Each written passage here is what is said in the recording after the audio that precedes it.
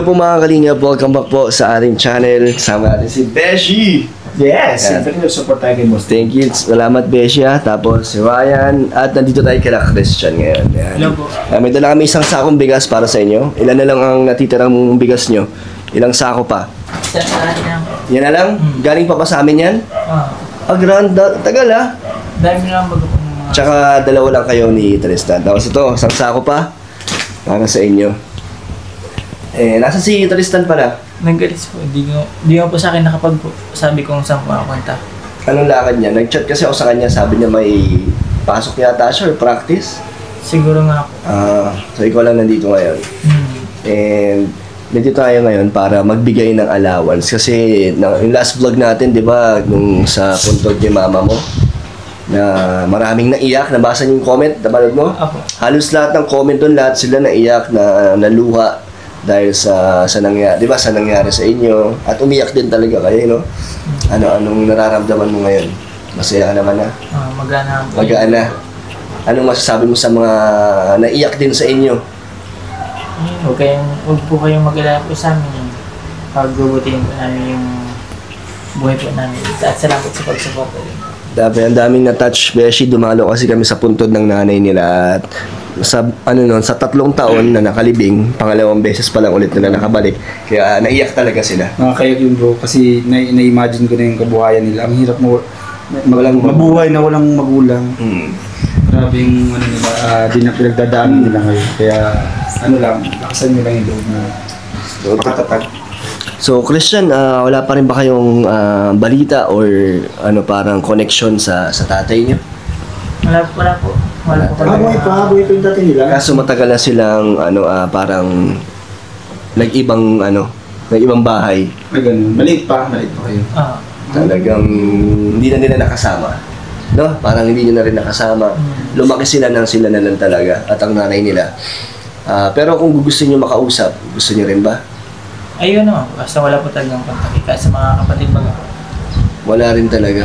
Wala po tayong mga... Kapatid nyo dun sa tatay na lang? Kapatid nyo sa tatay? Wala din po kasi mga kapatid po ng tatay po namin. Wala din. Di ibig sabihin, Boss D, singit ko lang, sorry maliit pa sila nang iniwan. May iniwan. Ilang taon kayo nung nawala or iniwan kayo? 7 po ata ako na. So may isip na sila? Kunti pa lang. Or na? Hindi pa niya masyadong natatandaan siguro yung tatay niya. Di ba? Tanda ko naman po. So 7 years old ka pa lang. Pero sa Tristan, mas bata pa nun, no?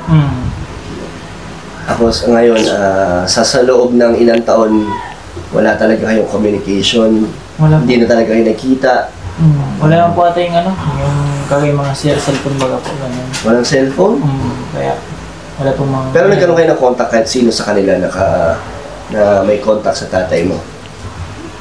Yung mga friend ko naman po yung ibang kamkala po namin doon sa side ng papa. Kaso wala din naman po mga usap ganun. No?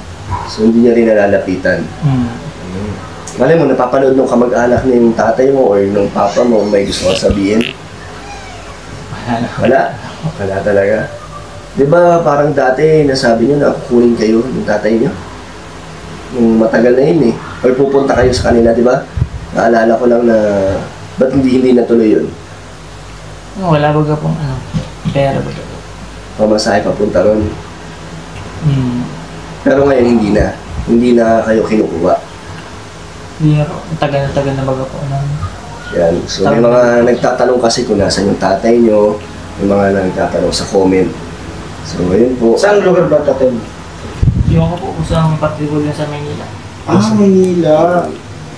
Tapos di ba may pamilya na rin siya doon, no? Yun. Yung saka po pala kayo doon. After baga po ng pag-bisita baga po natin kaya mo kayo yung gabi-gabi ko po parang may nagpaparamdam baga po sa hindi ko po alam kung siya nga po yun o ibang... May nagpaparamdam saan dito sa bahay niyo? Ano nagpaparamdam? Yung gabi-gabi po minsan kapag diyan nakakatulog is yung parang nakikita ko mga nakatayo namin sa Dito po sa... Hello, Nakatayo saan? Sa pinto? O sa kwarto nyo? Doon po sa... Doon mo po na...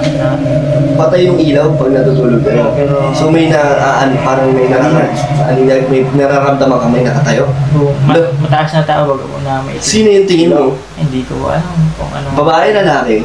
Hindi nakikita. Wala na po. Basta puting tao lang po. So pagkatapos natin dumalaw, nung kinagabihan na yun, pag-uwi nyo, naramdaman mo agad or mga ilang araw pa?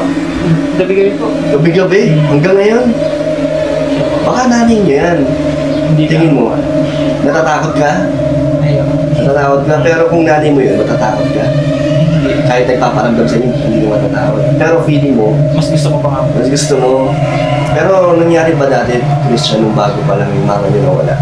May nang Mga... pagkakataon ba na nakita o naramdaman mo siya? Wala naman po siguro. Pero nung mga ilang buwan po bago pagkamatay po ni mama, yung si Kay Giver baga po nakaramdam. Oo, anong nangyari kay Jaber? Kita lang daw po.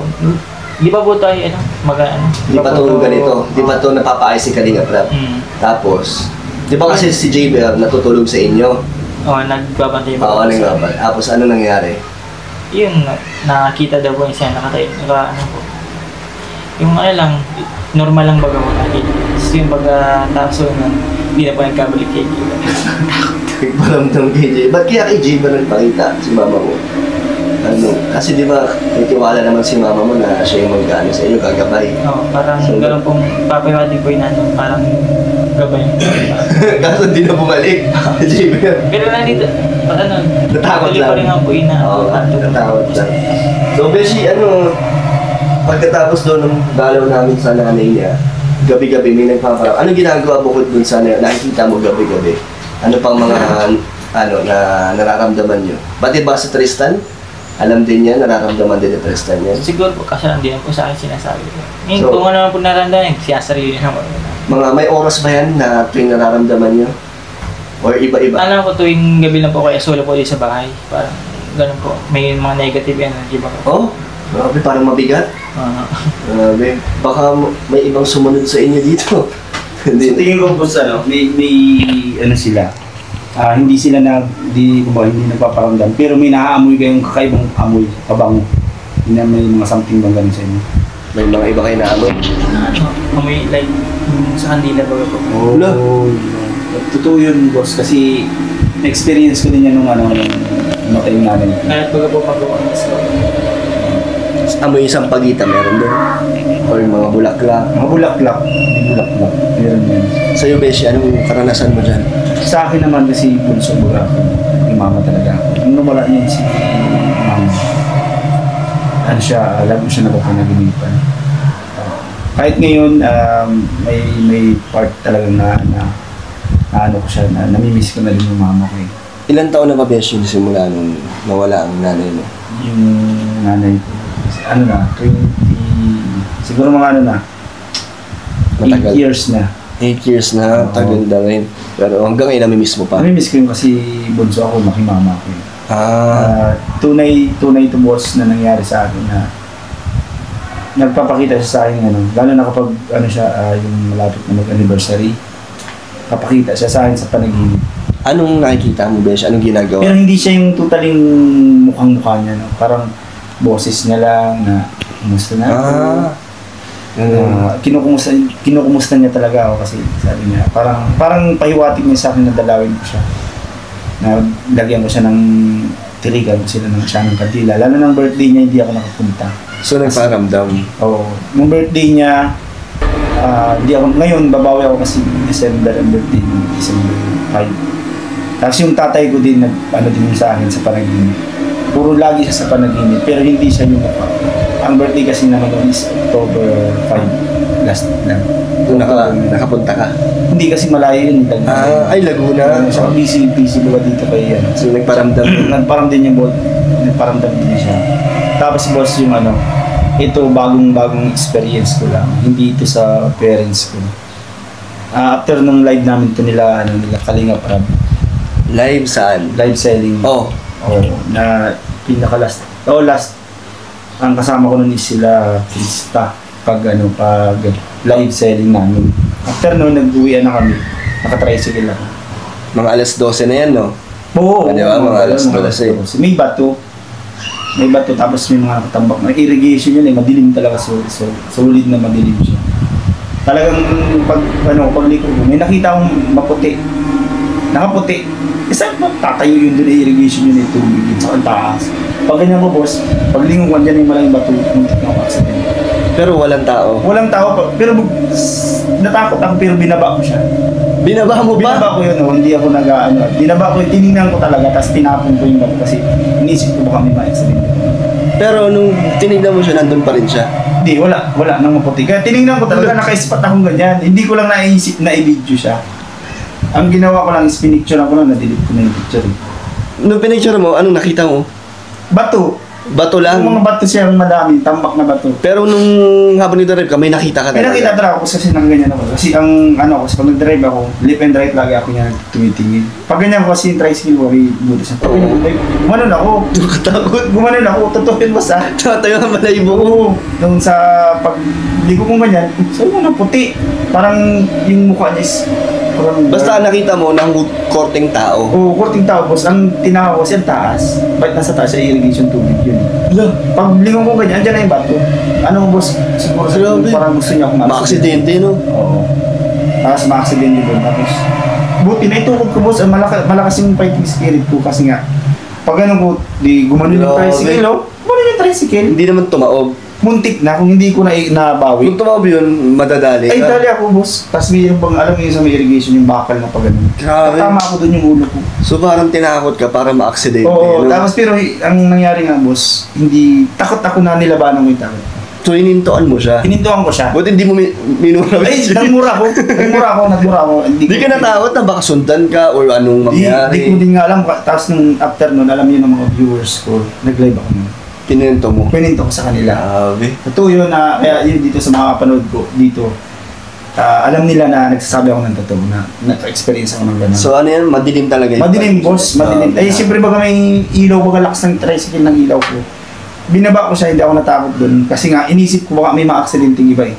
Tinapon ko yung laki ng bato, ganyan kalaki. Pero, habang bumababa ako, gaganyan dibdib ko. Tapos nagmumura ako, boss. Nung paalis ka, hindi ka natatakot na baka nasa likod mo or nasa side ka? Ano lang, galit.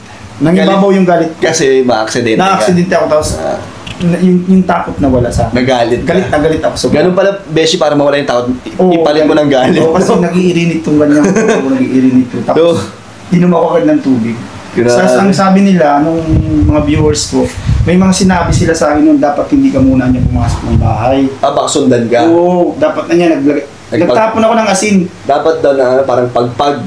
Ganun parang gano'n, nagtapon ako ng asin nun kasi inutusan talaga nila ako, magtapon ka ng asin. Baka sumunod, no? Oo. Yun, boss, talagang pinaka-creepy ko na nangyari. Pero natatakot ka nung pagkatapos nung nawala yung galit? Oo, natakot na ako. Hindi, nung nawala yung galit mo, natakot? Natakot na ako kasi naka-live na ako nun. Sabi niya, magtapon ka ng asin, totoo yan. Yun. Parang may mga sinasabi sila dun sa live. Grabe. First time yan, Beshi? First time ko. Sa buong buhay mo? Sa buong buhay ko. Pero yung sa mother ko, hindi ako natatakot. Oo, kasi mother ko. nagpaparamdam sa iyo na parang dalawin, no? Dalawin ko siya. Grabe. Ikaw, Christian, may karanasan ka ba sa katulad kay Beshi na ganun pangyayari? May nakita ka raw or may mga multo rin kayong mga ano? Ano po, pag sa mga daan baga po, pag nagpapasintra ako ng mga gabi ba, pero nahayaan ko lang ako. Ano man nakita mo? Yung mga, sa mga damo-damo baga po, mga huni ng mga ibon, mga ganyan, tapos mga parang white lady, nahayaan ko lang. Hindi ako natatakot naman. Ganun. Okay. Saka yung sa experience ko, di ko yan, ano na, yung mga napapanagdiban baga po. Totoo. Hindi ko na, yung po ang pinakaya kong mananasan. Kay nanay mo? Paninipan mo yung mga ano, nasa kabilang buhay ng mga kamag-anak mo. Madata daw pa yung mga gano'n. Bakit daw yun? Parang, pag nanaginip ka na po pero pag nadinig ka na po ito, pag nanaginip daw po ng mga ganun, parang sinusundo na mga ang sabi mo ng mga ano, yung mga nakakwentuhan mo yan, basta wag lang nakaharap sa'yo. Tapos yung mukha is galit? Hindi. Ano? Mukha niya. Kunyari, sa panaginip. Sabi nakakilawat yung kwentuhan nyo, ah. Oo. So pag ganun yung nakita mo yung mukha niya talaga. Ayun ang magsimba ka. Kasi nga parang sinusunod talaga. Pero kung nakatalikod siya, nakaboses lang, nagpaparamdam namin na bisitahin mo siya. Pero yung mukha niya na kunyari naka-front sa'yo, hindi daw.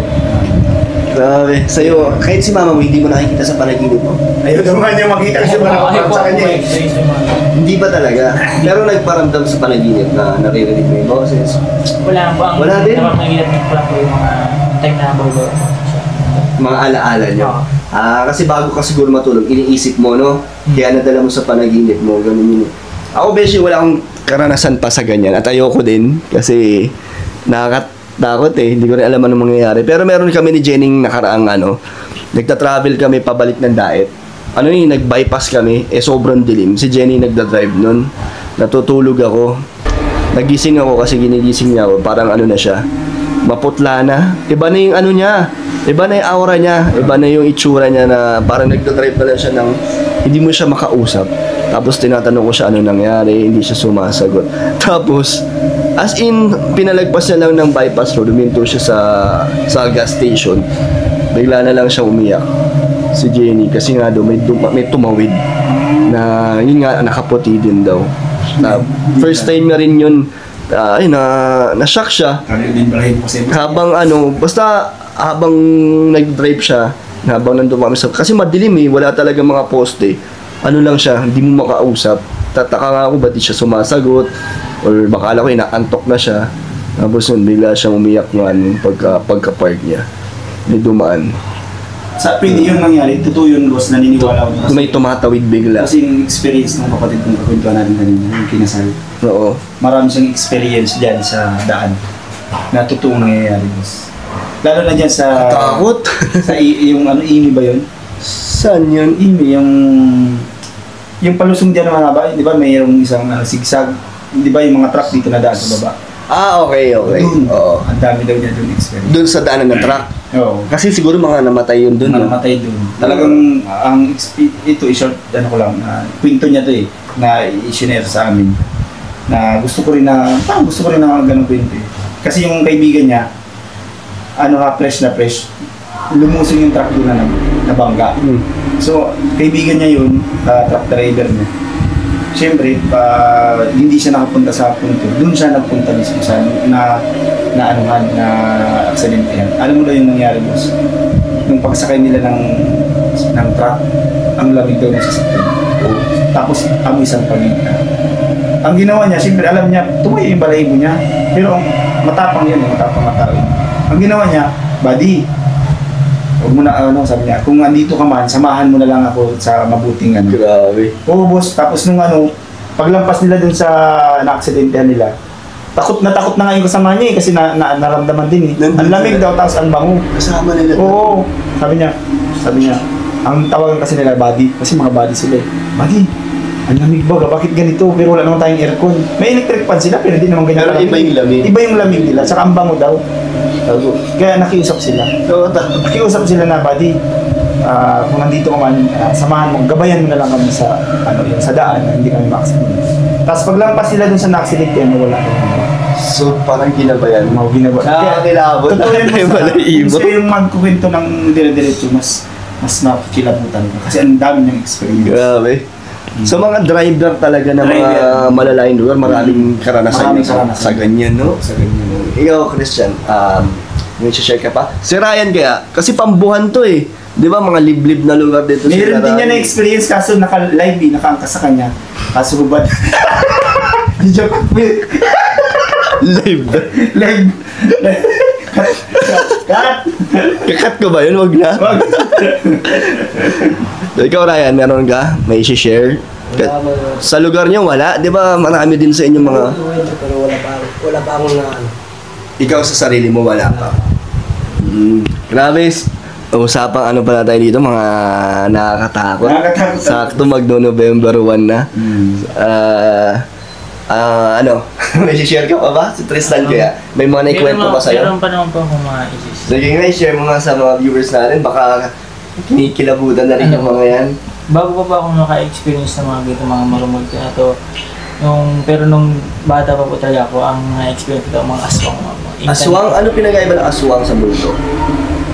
Aswang yung parang parang tumibag ako yung kumpara sa espiritu lang po.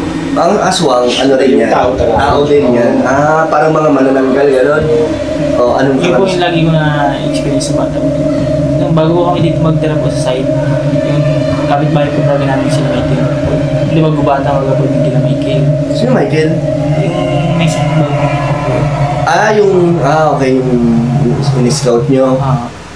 Yun, gala po kami dati na, yung mga gubat waga po yun. Nakaka-experience kami ng mga engkanto, mga naliligaw din kami. Ganun. Tapos tuwing gabi po, minsan doon ako nakikitulog yun. Nakakaramdam po sila ng mga pagaspas baga po ng manananggal daw po. Talaga?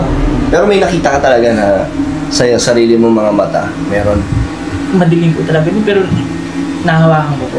Paano mo nahawakan? Yung tulog po ako dun kila may baga po.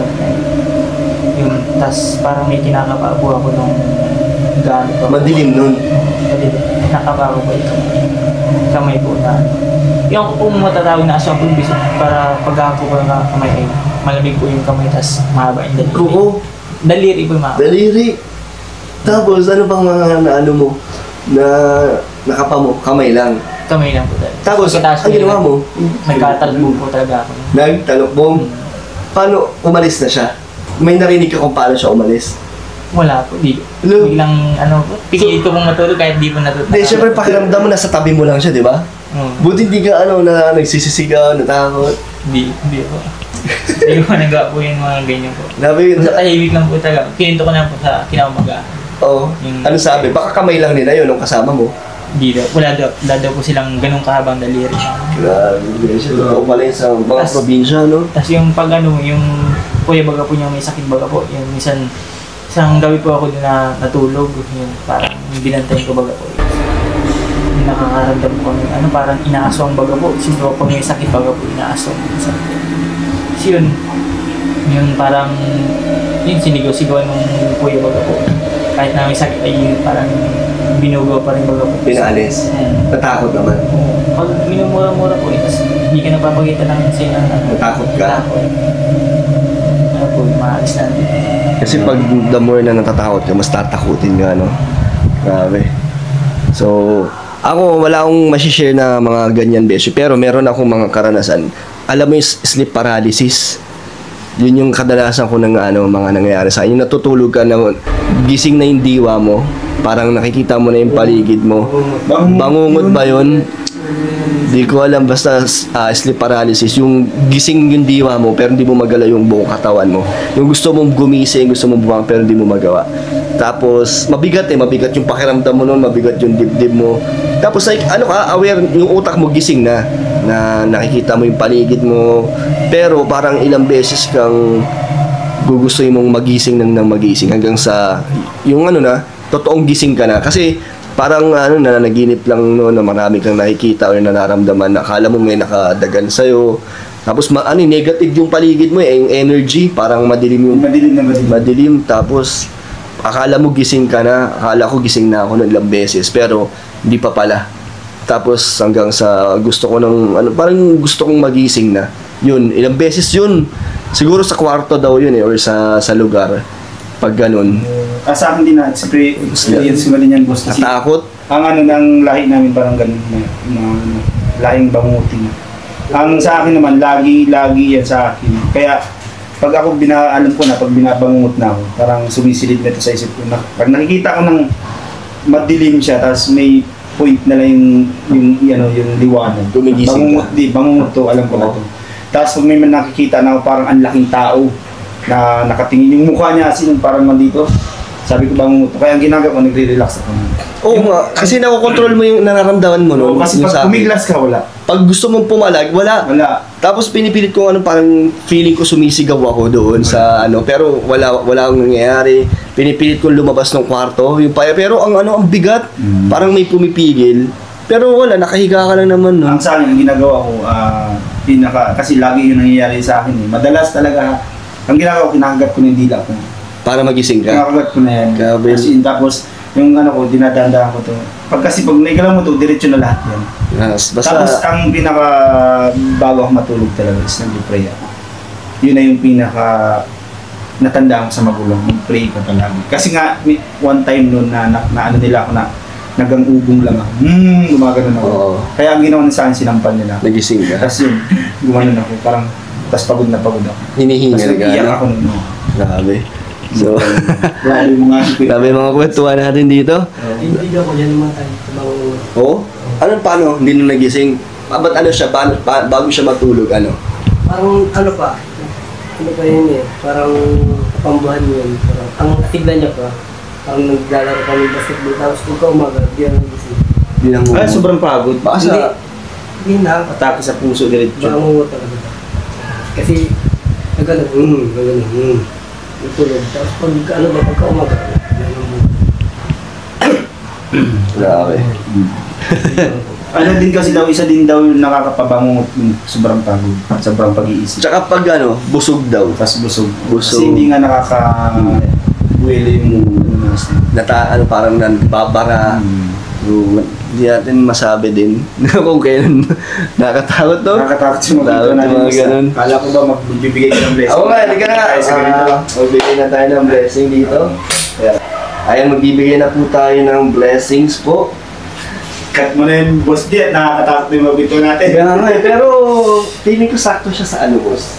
Sa darating na araw ng undas. No? Sakto-sakto. Kasi bigla kasi na-open nga nung pag-galing nila sa puntod, may nagparamdam. Sinundan mo naman, Beshi. Grabe. Tunay ni. Talagang nangyari. Pero marami din talagang karanasan dyan. Lalo na yung mga viewers, pwede nyo pong i-share kung ano yung mga nangyari din sa inyo sa mga comment section.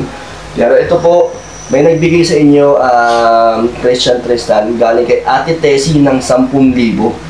Grabe, nagbigay siya sa inyo kasi nga naawa siya sa inyo nung sa vlog natin. Thank you po. Grabe. At meron pa naman galing kay Tita Riza 3,000. So meron kayong 13,000 Thank you po. pesos. Grabe, ano gusto mo sabihin sa kanila nung nagbigay sa inyo? Salamat po sa inyo po sa bigay niyo pong ano po, tulong po sa amin magkawatid, magkawin po namin sa tama po. Thank you po. Gagamitin niyo sa ano yan, sa tama, sa future nyo. Ha? Para may savings kayo, di ba? Kayo doon, siguro po, i-ano lang po natin sa bank account po, yung pera po. Pwede niyo pong ano sa... Ay, pasok natin! Pasok niyo na po. O sige, may panggastos pa ba kayo dyan? Meron lang po kami. Meron pa? Ang galing mo. So, kailan last vlog natin? 1 linggo nakaraan lang yun, di ba? Po. So, may natira pa sa mga binigay ko sa inyo. Meron po, dami po. So, tinitipid nila, Beshi. Pero bibigyan kayo, gusto nyo, yung 3,000 ibigay ko ngayon sa inyo. Tapos yung 10,000, ipapasok natin sa bank account nyo. Sige. Magkano na? At least may savings sila. Magkano na naman ang bank account nyo? Dati pa rin? Dati pa rin. Yung 2,000? Pero dito, may mga ipon kayo, may mga lagi yan po. nakatabi kayo dito. Sige po, so yung perang 10,000 galing kay Ate Tessie, ipapasok po namin sa bangko. Siguro pagbalik nyo na lang ng diet. Sarado din kasi ngayon ang bangko. Apo. So, 1, 2, 3. Ito na lang, 3,000 galing kay Tita Riza. Ayan. Thank you po. So, thank you po sa mga nagmamahal sa magkapatid. So, may savings po silang 10,000. Thank you po, Ate Tessie. Dagdagan pa natin, ha. Ipunin lang natin yan para, lalo na magka-college ka na. Diba? Magamit po. Tapos, ito, bigay ko sa inyo bigas para hindi kayo mawala ng Thank you po, kanin. Kailan. Sayang wala si Tristan. Ano ang pauwi nun? Hindi ko po alam, di po sa akin nagsasabi po. Okay. Ingat na lang kayo, ha. Ibang gusto ko bang sabihin? Yun, salamat pa rin po sa mga palagi pong tumutulong sa amin. Kay Dan po sa muli niya pong pagbisita po sa amin. Thank you po sa inyo po. Thank you kay Beshi. Grabe, nag-share pa ng kwento ng karanasan. Hindi ka naman kinilabutan habang nagkwento.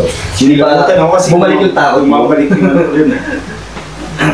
Grabe, so ay mga halingap, salamat po sa mga manonood at sa patuloy na nagmamahal sa magkapatid at sa support sa ating channel. Support nyo kalingap Beshi.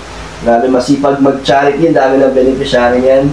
Thank you din kay Ryan. So bye-bye po. Bye-bye ka na. Bye-bye po. Bye din po.